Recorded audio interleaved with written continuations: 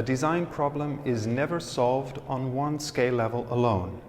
Local phenomena are often best understood by looking at the bigger picture, and nothing can explain large-scale developments better than a concrete example at eye level. For this video, I have asked Verena Balz, a specialist in regional design, to focus on this interplay between large and small scale. Now, the idea to design for a region may seem paradoxical at first. How can we make a design for a whole region, and how could this ever be implemented? It turns out that regional design has big value in visualizing the spatial implications of often abstract governmental policies, on a large scale and on a small scale. As such, it can stimulate a public debate about spatial goals and means. This can be done by governments, but also by non-governmental stakeholders who want to challenge official policies by putting forward alternatives.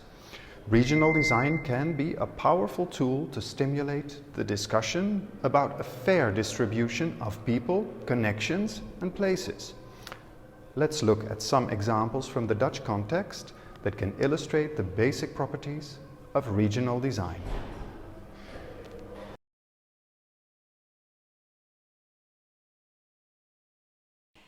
Before we talk about regional design, we have to make clear what a region is.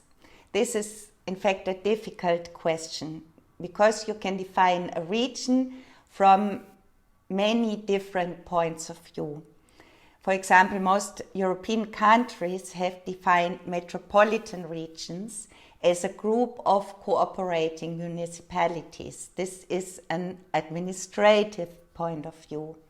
When you look at literature, there are also many other and very different definitions depending on disciplinary points of view. For instance, in a transport planner's point of view, a region is defined by commuting patterns, or in a landscape architect's point of view, a landscape such as the Haarlemmer Meer or the North Sea coast is a region.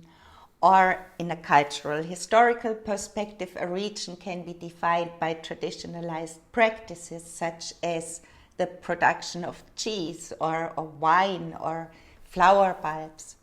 So it is important to realize that there are different definitions, and the definitions also shift over time. For instance, in the Netherlands, the focus was very long on the Randstad, so the western part of the Netherlands, defined by the large cities there.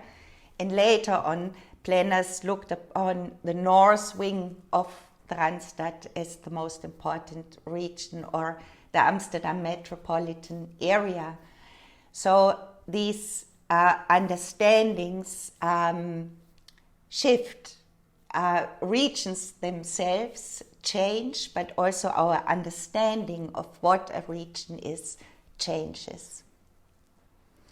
Overall, it's important to note that regions are constructed by the ones who are interested in them.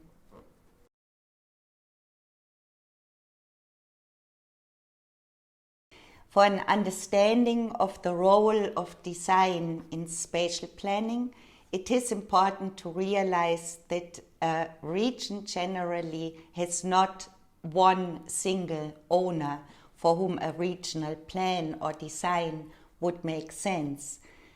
There's usually no single authority with the power to enforce its execution. Instead, a regional governance structure is typically a multi-actor environment, and within this environment you may expect conflicting opinions to surface. Regional design can be an important tool to bring these diverging opinions to the table. It can do this by introducing new knowledge, new values and norms, and by showing what these mean for regional spatial development. In doing so, regional design aims at improving these decisions and is often directed towards building argument.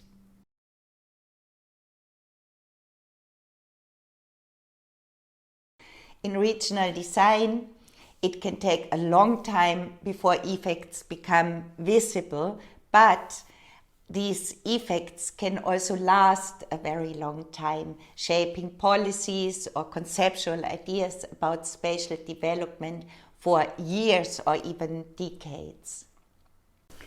An example of a national policy with a long-lasting effect on the regional scale is this concept from the 1960s. Faced with the prospect of large population growth, the Dutch national government thought of spatial ways to control this. It visualized its ideas in these diagrams. We see here an attempt to avoid both an uncontrolled sprawl of small-scale housing developments and unmanageable metropolitan areas.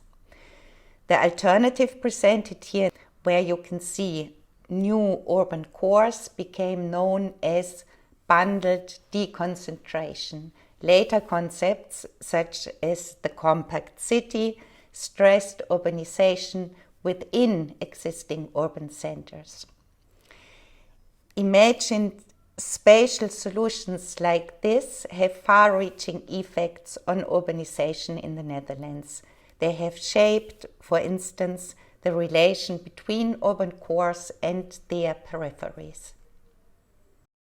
In general, Dutch spatial planning has a reputation for accommodating diverse and changing spatial claims by means of deliberation and negotiation. It also relies on a particular appreciation of plurality. Dutch national spatial plans are drawn up to negotiate the implementation of planning decisions. Plans aim at coordination. Dutch spatial planning uses spatial concepts like the Randstad or the Green Heart to justify intervening in spatial development. These ambiguous or soft concepts allow for deliberation and negotiation too, and it is in this context that regional design plays a role.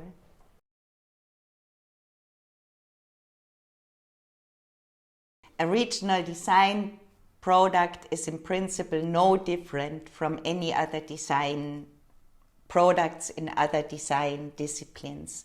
Regional design produces imagined spatial solutions presented in maps, diagrams, drawings, or models.